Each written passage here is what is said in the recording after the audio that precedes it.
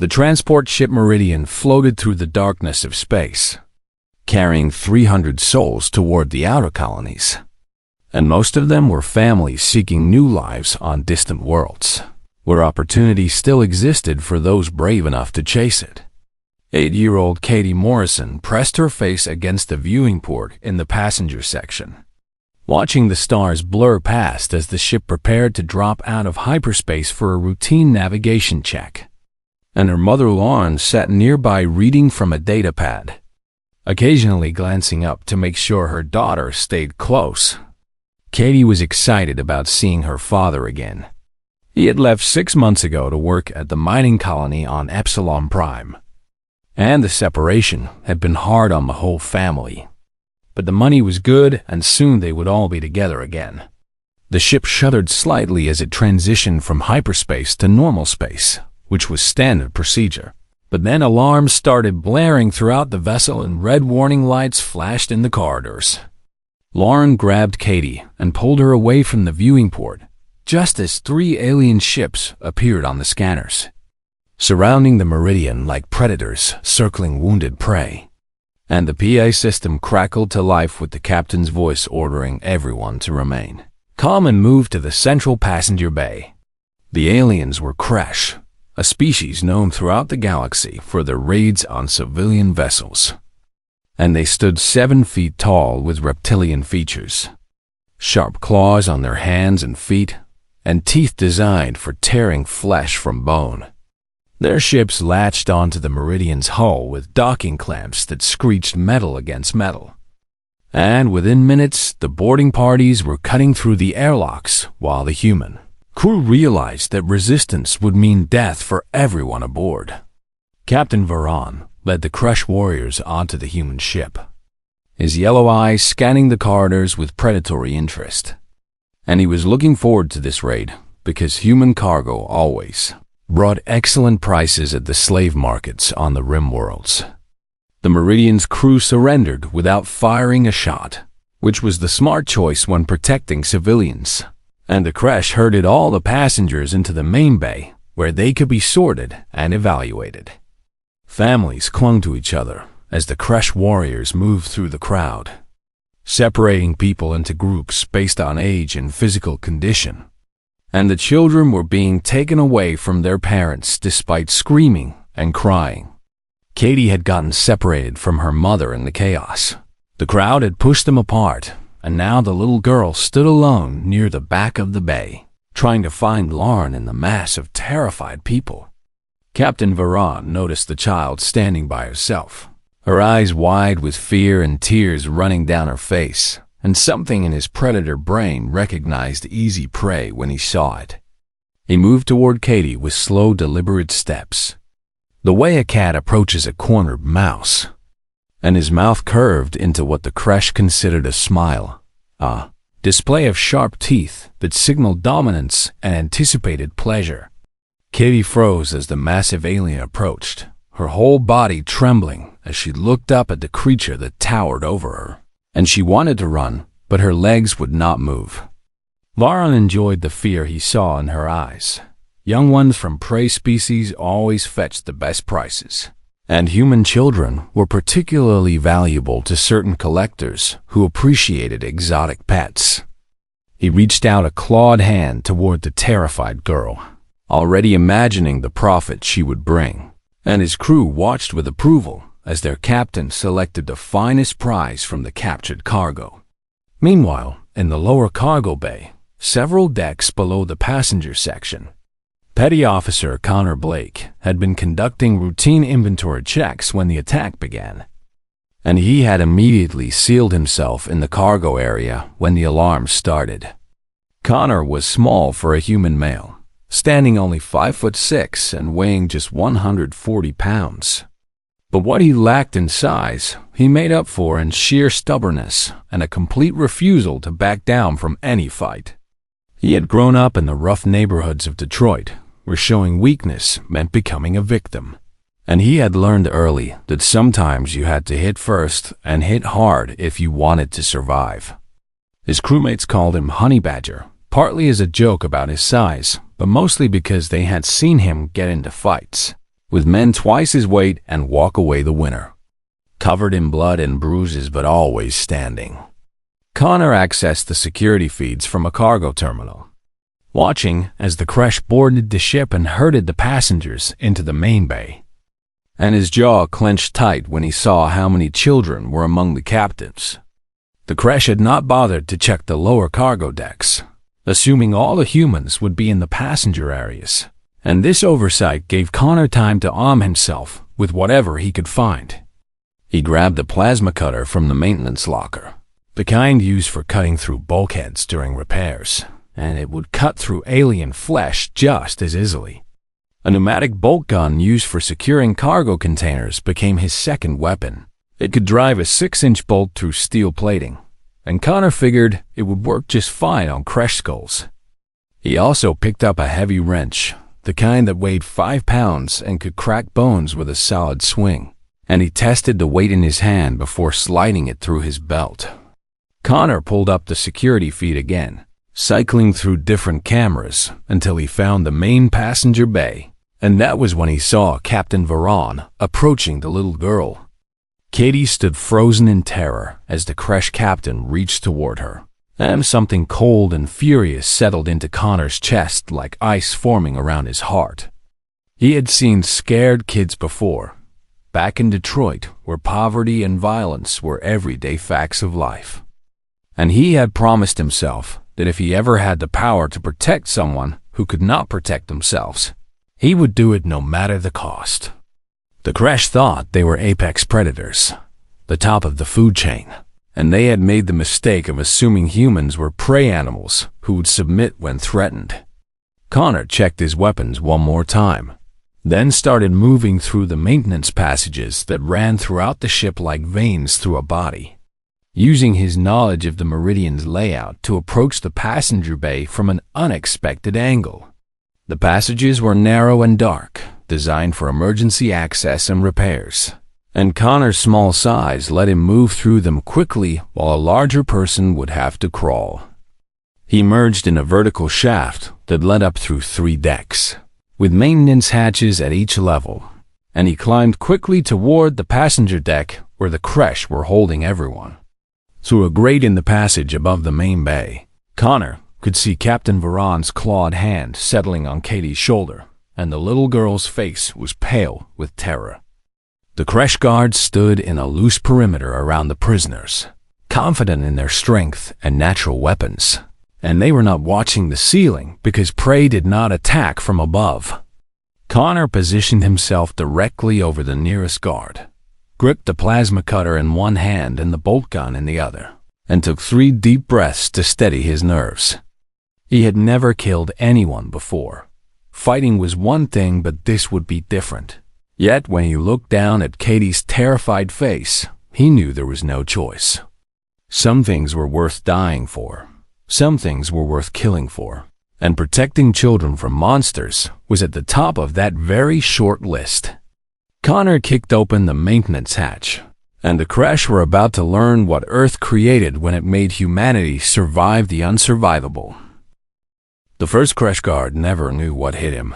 His head simply snapped to the side with a crack that echoed through the passenger bay like a gunshot, and he dropped to the floor in a heap of scales and armor.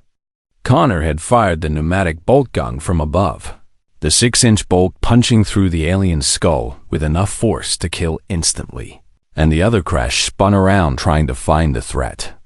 Before they could locate him, Connor dropped from the ceiling hatch, landing in a crouch among the startled aliens with the plasma cutter already active and glowing orange-white. The superheated blade sliced through the nearest crash warrior's weapon and continued into its chest, burning through scales and flesh like butter, and the alien's scream died in its throat as it collapsed. Captain Varon released Katie and roared in fury, his yellow eyes locked on the small human who dared attack his warriors. And he could not believe that a single tiny creature would be so foolish. The crash were apex predators from a world where they evolved with no natural enemies. They were stronger than humans and faster with claws and teeth designed for killing. And they had conquered a dozen worlds through pure physical dominance. But Connor Blake grew up on Earth, where losing a fight meant death or worse. And the streets of Detroit taught him that size did not matter as much as speed and viciousness and the willingness to do whatever it took to win. He moved like something possessed, ducking under a crash guard's clawed swipe and driving the plasma cutter into the alien's knee, then using the wrench to crush its throat as it fell. The captive passengers watched in shock as the small crew member tore through the crash warriors like a tornado through wheat, and some of them had never seen a human fight with such brutal efficiency. Connor targeted joints and soft spots, using his smaller size to get inside the alien's reach where their longer arms became a disadvantage, and every strike was designed to disable or kill. A crash warrior grabbed him from behind, lifting Connor off the ground in a crushing bear hug that would have broken ribs in most species. But Connor slammed his head backward into the alien's face, then drove the plasma cutter behind him into its leg.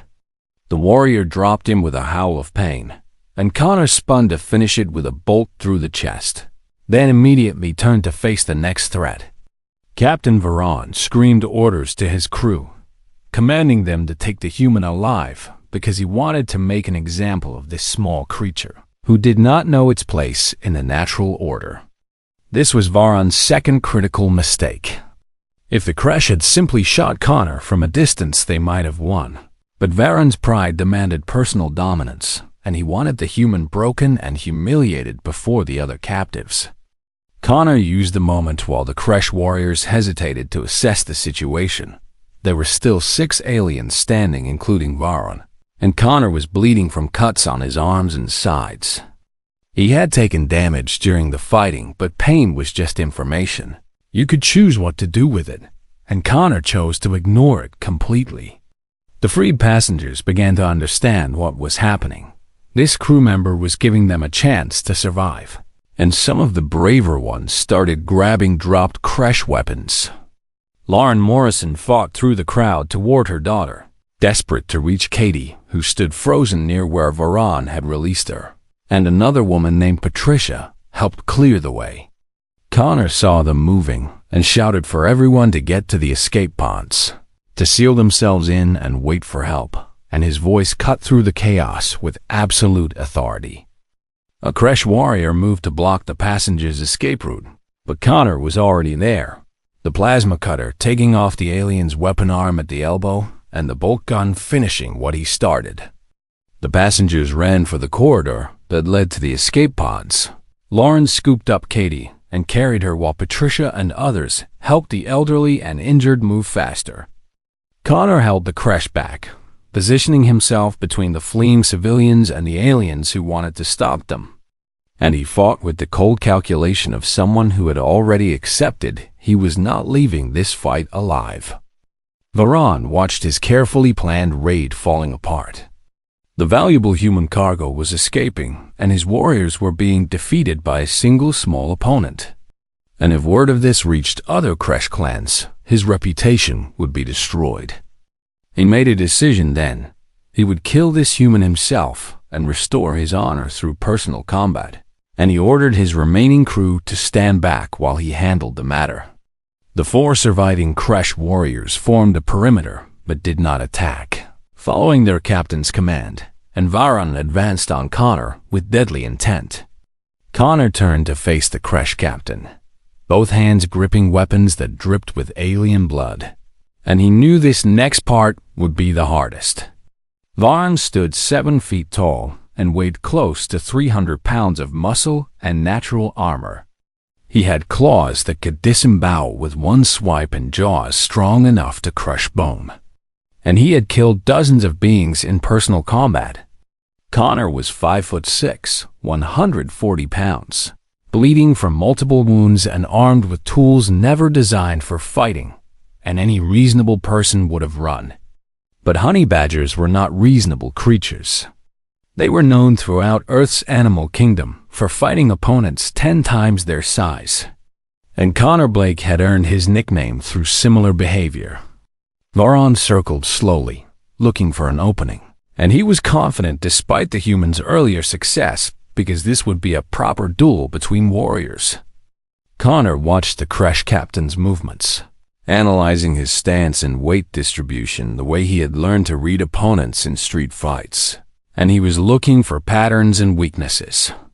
The passengers had reached the corridor and were evacuating to the escape pods, their footsteps echoing as they ran, and Connor knew he had to buy them enough time to seal themselves in safely. Varan lunged forward with surprising speed, his clawed hand sweeping toward Connor's throat in a strike that would have decapitated him. But Connor dropped flat and rolled under the attack. The plasma cutter scored a line across Varan's leg as Connor rolled past, not deep enough to cripple, but enough to draw first blood, and the crash captain roared in fury. He spun faster than something that large should move, his tail whipping around to catch Connor in the ribs and sending him flying into a bulkhead with bone-cracking force. Connor hit the wall hard enough to dent the metal. Stars exploded in his vision, and he tasted blood. But he pushed off the wall and charged back at Varan before the alien could press his advantage. This was the difference between Earth predators and space predators. Varan expected opponents to retreat when injured, but Connor used pain as fuel for greater aggression. The bolt gun fired and missed as Varan dodged, the bolt embedding in the deck plating. But Connor had expected the miss and used it to get inside Varan's guard again. The plasma cutter bit deep into Varan's side, burning through scales and into the muscle beneath, and the crash captain backhanded Connor with enough force to send him sprawling. Connor rolled with the impact, came up on his feet, and immediately attacked again, refusing to give Varan time to recover or think. This was how honey badgers fought. They never stopped, never retreated, never gave up no matter how badly hurt they were, and that relentlessness broke the will of larger predators. Varan began to realize he was not fighting prey. This small human was a predator in its own right, and the captain's confidence started to crack. The escape pod klaxons sounded as the passengers sealed themselves in. They were safe now, and Connor allowed himself a small, tight smile. He had done what he set out to do. The child was safe, and the people were protected, and whatever happened next did not matter as much. Varan saw that smile, and something cold settled in his gut. He understood in that moment that the human had already won regardless of how this fight ended, and the realization shook him to his core. Captain Varan had fought many opponents across his military career, warriors from a dozen different species, and he had always won through superior strength and natural weapons combined with crash combat training. But Connor Blake was not fighting like any opponent Varan had faced before. The human did not try to match strength against strength or follow any recognizable combat style. When Varan swept his claws in a strike that could gut most beings, Connor let the attack hit him, the claws raking across his side and drawing blood. But he used that moment to get inside Varan's guard and drive the plasma cutter into the captain's thigh. The crash captain screamed, more from shock than pain because prey animals did not willingly take damage to deliver damage, and his entire understanding of combat did not account for this behavior. Predators traded blows when evenly matched, but prey ran or submitted when hurt. Yet this human was doing neither, and Varan felt fear for the first time in years. Connor had learned long ago that pain was just information, your body telling you something was wrong, but you could choose whether to listen or ignore it. He learned that lesson from his father's fists when he was 6 years old, from street fights where showing weakness meant getting beaten worse, and from a childhood that would have broken softer people. Earth's environment created something unique in humanity. They were not the strongest species or the fastest, and they lacked natural weapons like claws or fangs, but they had something more valuable. Humans were persistent predators with high pain tolerance, capable of pattern recognition and tool use, and their capacity for violence increased dramatically when protecting others. Connor demonstrated all these traits as he fought Varan. He used the ship's environment against the larger alien, kicking chairs into Varan's path and using door frames to limit the captain's movement. Every time Varan tried to use his superior reach, Connor ducked inside and attacked joints or soft tissue, targeting the same injuries repeatedly to maximize damage. The plasma cutter scored another burning line across Varan's arm. Then Connor drove the wrench into the captain's already injured knee with a crunch of breaking bone. Varan staggered, his leg giving out, and he caught himself against a bulkhead while his yellow eyes widened in disbelief. The remaining Kresh warriors watched in growing horror as their strongest fighter was systematically taken apart by something a third his weight, and the human showed no signs of tiring or slowing. Varan had trained his whole life for combat, studying techniques passed down through generations of Kresh warriors. But none of it prepared him for an opponent who fought through injuries that should have caused shock and unconsciousness. Connor's knowledge of anatomy extended beyond humans. He had studied alien biology during his merchant marine training, and he knew where to hit to cause maximum damage.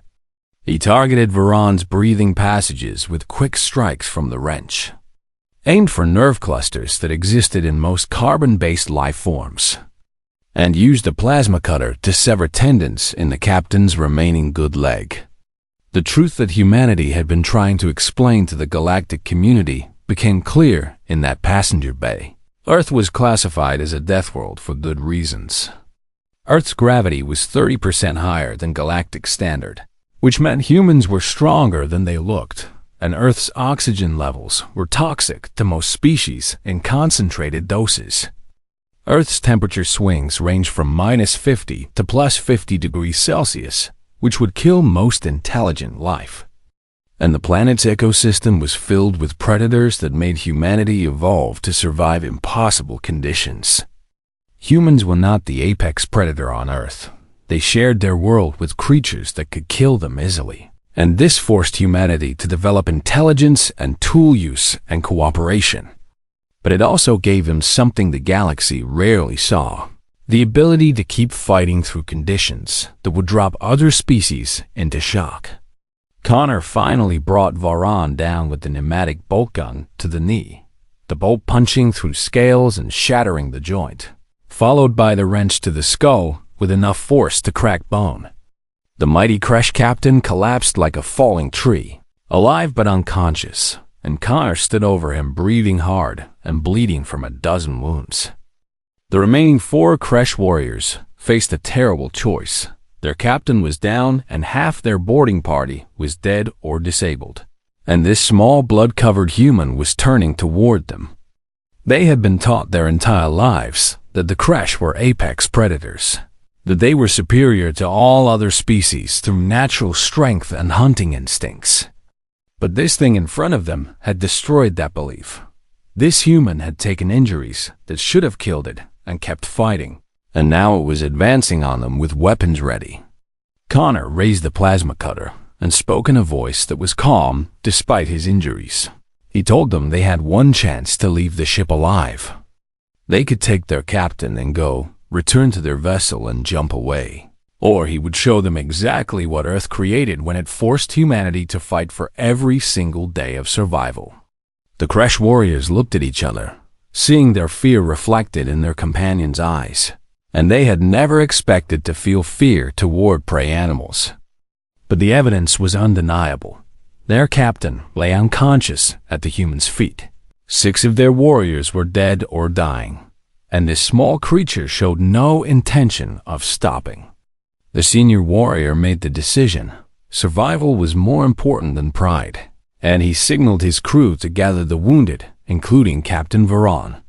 They moved quickly, keeping weapons pointed at Connor, but not attacking, and he let them collect their captain and their dead without interference. Connor had made his point and achieved his goal. The passengers were safe in the escape pods, and continuing the fight would only cost more lives. The Kresh warriors backed toward the airlock, dragging Varan between them, and their eyes never left the small human who had shattered their worldview. As they retreated, the senior warrior knew he would have to report this to the hegemony, and the truth would spread through Kresh society like poison. They had been defeated by a single small human from a species they considered weak prey, and the implications would shake the foundations of Kresh culture. The Kresh returned to their ship and disconnected the docking clamps with metallic screeches, their vessel pulling away from the Meridian with emergency speed. Connor watched through the viewing port as the alien ships jumped to hyperspace, fleeing from the battlefield they had expected to dominate. And only then did he allow himself to acknowledge his injuries. He collapsed against the bulkhead, sliding down to sit on the deck, and his body finally started reporting all the damage he had taken during the fight. Deep lacerations across his side and arms, broken ribs that made breathing agony, internal bleeding from the impact against the wall, and a plasma burn on his leg that went down the bone. Any one of those injuries should have taken him out of the fight. Together they should have killed him, yet he had stayed conscious and moving through all of it. Lauren Morrison emerged from the escape pod corridor with Katie. The little girl had insisted on checking if the small man was okay, and they found Connor barely conscious and surrounded by disabled Kresh warriors. Other passengers followed, doctors and nurses among them, and they immediately began treating Connor's injuries with whatever medical supplies they could find. Patricia, who had helped Lauren during the evacuation, stared at Connor in amazement, asking how he was still alive with those wounds. Connor managed a weak smile and told her that honey badgers did not care about the odds. Then he passed out as his body finally shut down to protect itself.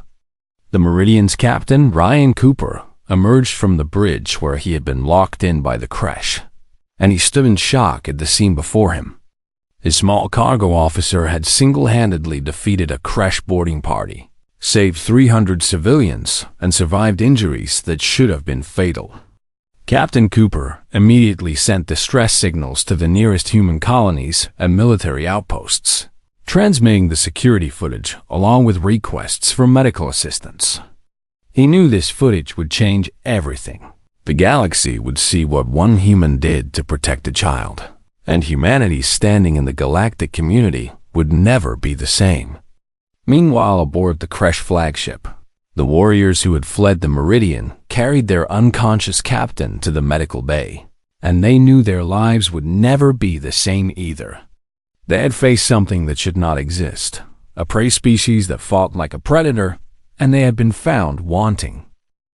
The medical bay of the Meridian looked like a battlefield hospital, with Dr. Amanda Price working frantically to stabilize Connor Blake while other medical staff treated passengers who had been injured during the Kresh attack. Amanda had been practicing medicine for 15 years, treating humans and various alien species across the outer colonies, but she had never seen survival capabilities like Connor displayed. His injuries should have killed him hours ago. The deep lacerations alone would have caused fatal blood loss in most people, and the combination of broken ribs, internal bleeding, and plasma burns should have put him into irreversible shock. Yet Connor's body was doing things that defied normal medical understanding. His blood was clotting faster than standard human rates, and his vital signs showed he was fighting against unconsciousness even while sedated. Amanda worked with her team to close the wounds, repair the internal damage, and treat the burns, all while marveling at the sheer stubbornness of the human body when pushed to its limits. Katie Morrison sat outside the medical bay with her mother Lauren, refusing to leave despite Lauren's gentle attempts to get her to rest. The 8-year-old had drawn pictures during the wait, crayon drawings showing a small hero fighting monsters to protect children, and she insisted on giving them to Connor when he woke up. Lauren held her daughter close, still processing what had happened. That small cargo officer had saved Katie's life, and probably saved everyone on the ship. Captain Ryan Cooper sat in his office reviewing the security footage for the 10th time, compiling every angle of the fight into a comprehensive file that he would send to human authorities. The footage showed things that would change humanity's standing in the entire galaxy. A single human fighting off multiple Kresh warriors who were larger, stronger, and armed with natural weapons. It showed someone absorbing damage that would kill most species and continuing to fight anyway, driven by the need to protect the child from predators. It showed the protective fury that humans were capable of when their young were threatened, and Cooper knew this would spread across the galactic networks like wildfire. In an age of instant communication, there were no secrets. Every species would see what one human did to a crash boarding party, and the implications were staggering. Cooper sent the files to the nearest human military outpost, to colonial authorities, and to Earth's embassy at the Galactic Council chambers. He also sent copies to several major news networks, knowing that trying to suppress this would be impossible and probably unwise. Meanwhile, aboard the crash flagship, Captain Varon regained consciousness in his species' medical bay, surrounded by beeping monitors and the smell of medical chemicals. His crew stood at a respectful distance, uncertain how to approach him because the feat was almost unknown in crash culture, and they had no protocols for how to treat a captain who had been beaten. Varon's injuries were severe but would heal. The crash had excellent medical technology, and his body's natural regeneration was already working. What would not heal was the damage to his pride and reputation. He had been defeated and humiliated by a creature he considered prey, and that shame would follow him forever. He accessed his ship's computer and pulled up the recordings his crew had made of the fight, studying the humans' tactics with growing unease. The more Varon watched, the more disturbed he became, because the human had not won through luck or accident.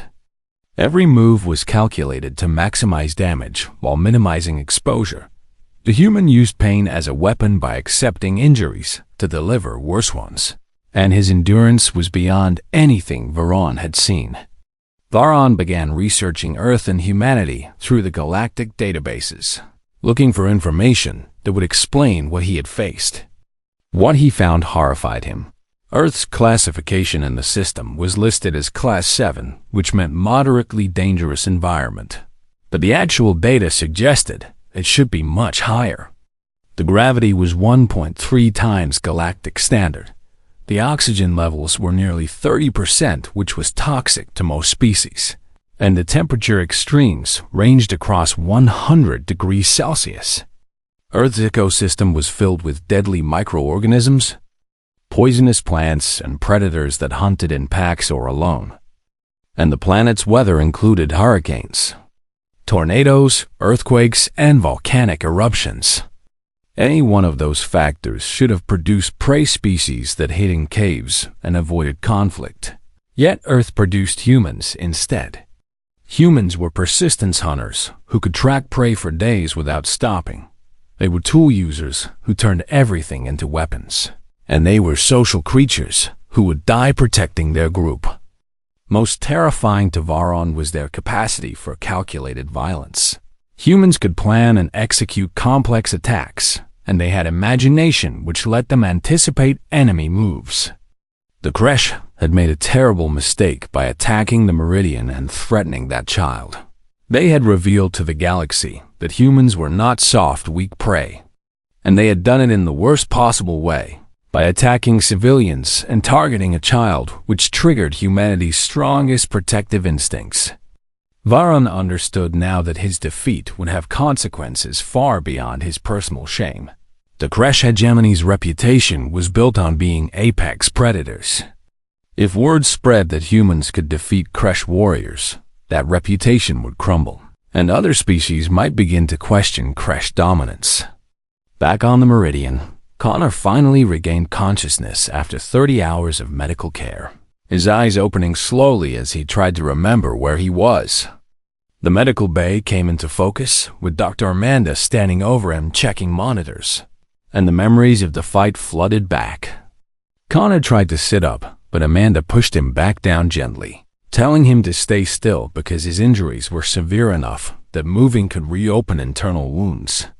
He asked about the passengers, about Katie, and Amanda smiled while assuring him everyone was safe. The escape pods had been recovered, all the civilians were accounted for, and Katie had been asking about him constantly.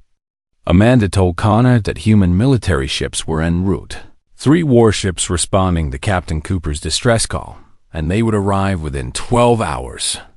She also mentioned that the security footage had been transmitted across human space and was spreading through the galactic networks.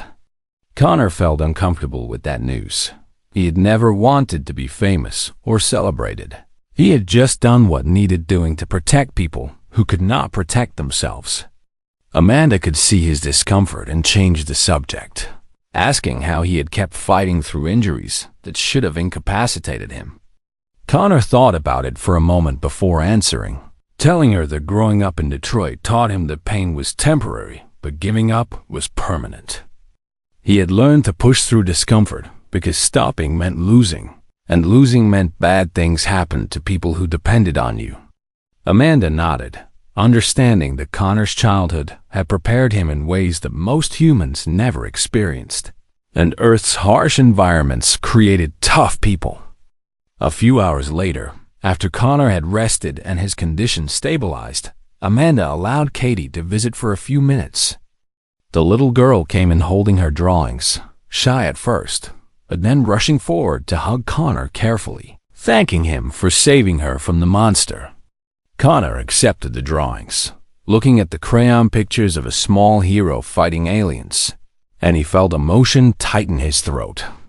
Katie had drawn him as bigger than he was, as someone brave and strong, and he realized that to her, he was a hero even though he had never considered himself one. He told Katie she was very brave too, staying calm during the attack, and he thanked her for the drawings while promising to keep them. Lauren Morrison came in to collect Katie, and she thanked Connor with tears in her eyes, telling him there were no words adequate to express her gratitude. Connor felt awkward with the thanks. He did not know how to accept praise for doing what any decent person would do, and he just nodded and said he was glad everyone was safe. After they left, Connor lay back and stared at Katie's drawings, thinking about what he had become during that fight. He had tried to leave violence behind when he joined the Merchant Marine, tried to be someone other than the angry kid from Detroit who solved problems with his fists.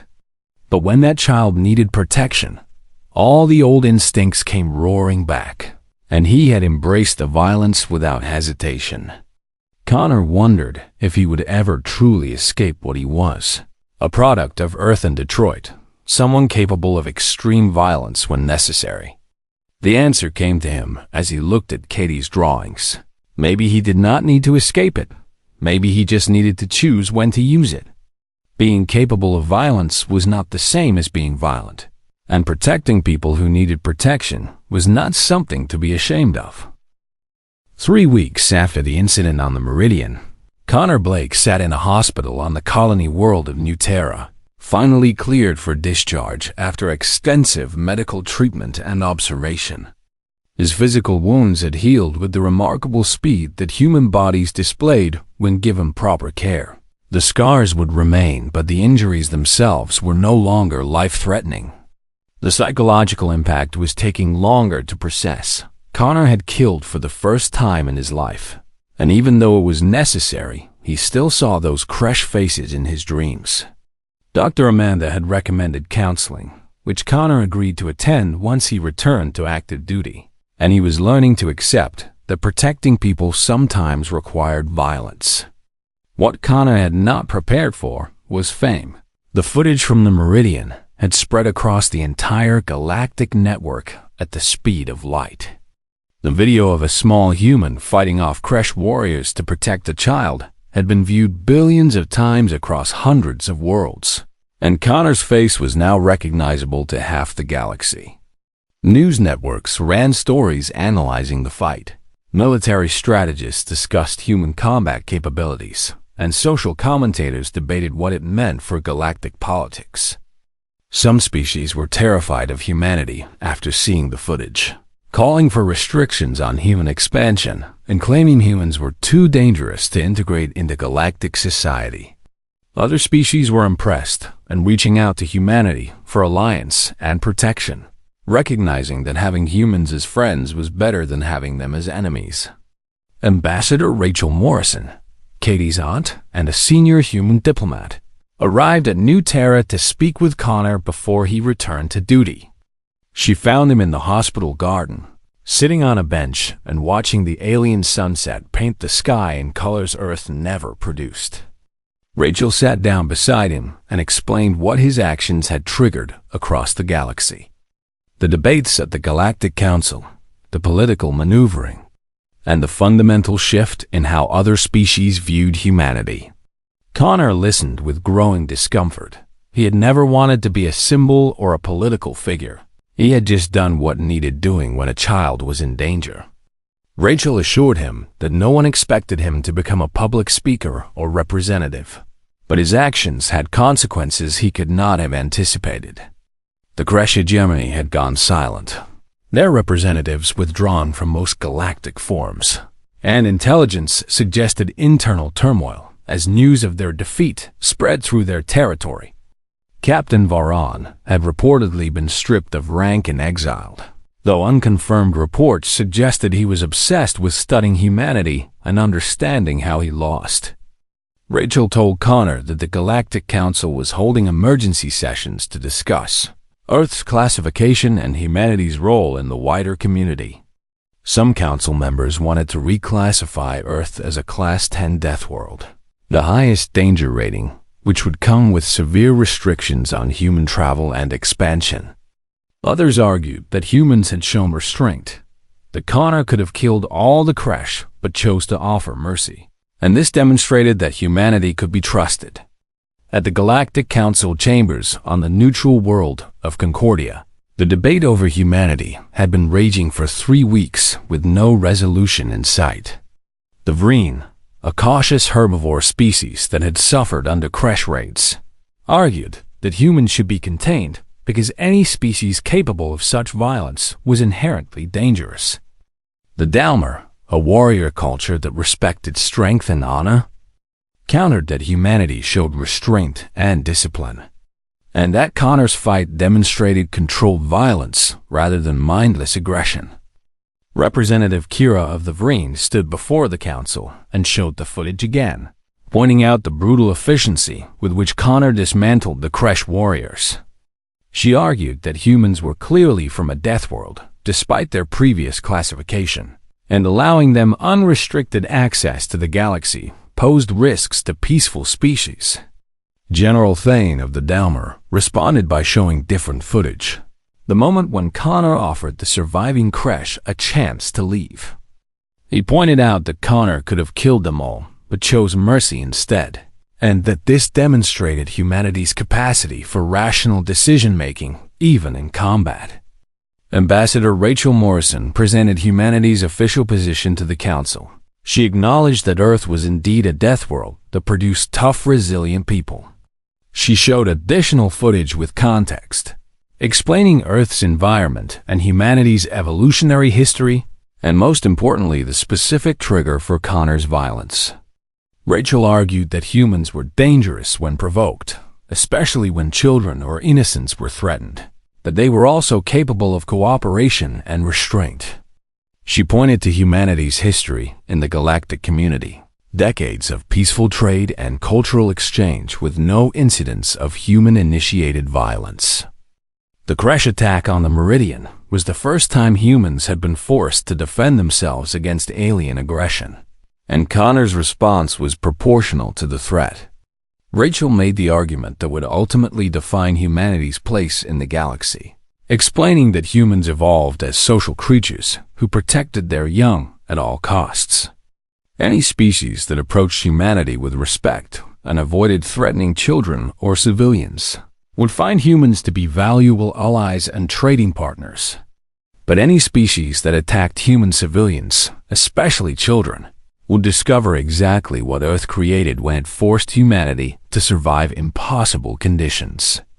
The Dalmer representative spoke in strong support of humanity, noting that in all their interactions with humans, they had found them to be honorable and trustworthy.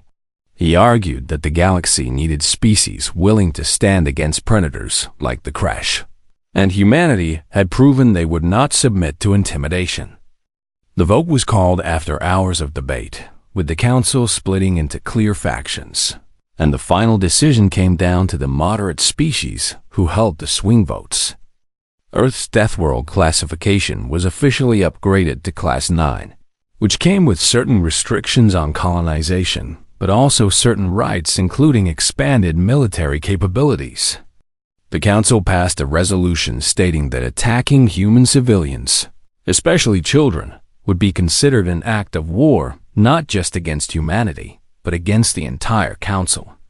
This effectively made humanity a protected species while acknowledging their dangerous nature, a compromise that satisfied most factions.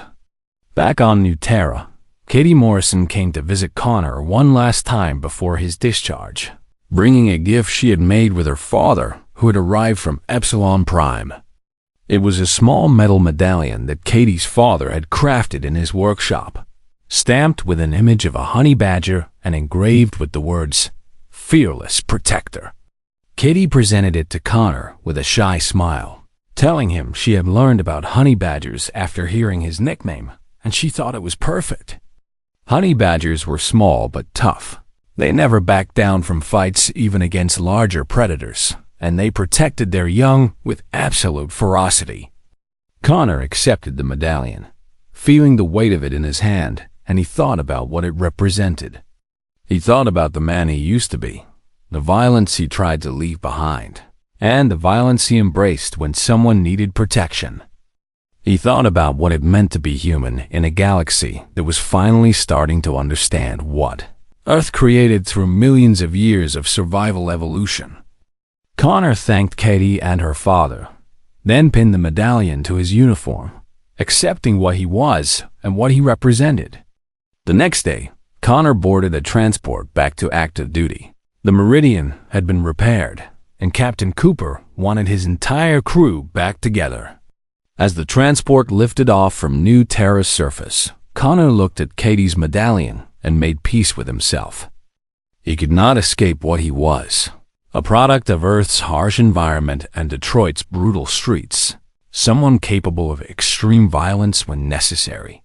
But he could choose when to use that capacity, and he could live with being the honey badger if it meant children like Katie Morrison could travel the stars safely. In the final analysis, that was what mattered most, not the politics or the fame or the galactic debate. Connor Blake would protect those who needed protection, and anyone who threatened innocence would learn the hard lesson the Kresh had learned. Far across the galaxy on a remote station, former Captain Varan sat in exile watching the security footage for what might have been the 1000th time. He had learned human languages and studied human history, trying to understand the terrible truth of what his species had encountered. The Kresh evolved as apex predators on a world where they had no natural enemies. They learned to dominate through strength and intimidation. Humans evolved as persistence predators on a world where everything was trying to kill them. They learned to survive through intelligence and cooperation and sheer stubborn refusal to quit. The Kresh learned to hunt, but humans learned to survive. And in the vast, dangerous galaxy, survival skills mattered more than hunting skills. Varan finally understood why he lost. He had approached the fight as a predator facing prey. But Connor Blake was never. He was a different kind of predator. One shaped by a world so harsh that it created beings who could endure the unendurable. The galaxy had learned an important lesson from Connor Blake and the incident on the Meridian. And that lesson was spreading to every corner of civilized